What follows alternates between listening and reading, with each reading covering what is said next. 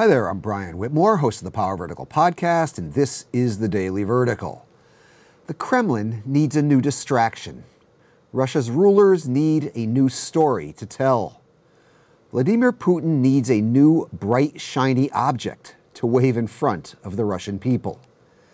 And if recent experience is any guide, Putin's next spectacle, the Kremlin's next bit of dramaturgy, the regime's next manufactured crisis is probably coming pretty soon. It might be in Ukraine, it might be in the Caucasus, it might be in the Baltics, it might be in the Balkans, or it might be at home. But this has, after all, pretty much been the standard operating procedure every time the Kremlin loses control of the narrative. Every time the regime is on the defensive, every time the story it's been telling about why Putin and his cronies need to rule indefinitely gets stale.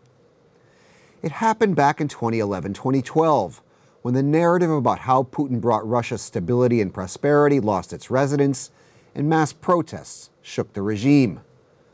That time, the Kremlin struck back with a fierce crackdown on dissent and a news story about how Russia was the defender of so-called traditional values. It happened again in 2013-2014, when Alexei Navalny's surprisingly strong showing in the Moscow mayoral election was followed by the example of the Euromaidan uprising in Ukraine. The Putin regime answered that time with the annexation of Crimea, the war in the Donbass, and a story about the revival of empire.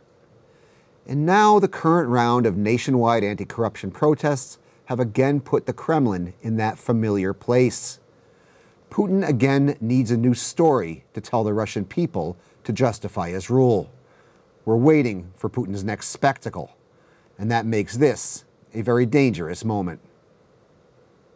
Keep telling me what you think in the comments section, on the Power Vertical's Twitter feed, and on our Facebook page. I'm Brian Whitmore, and that was the Daily Vertical.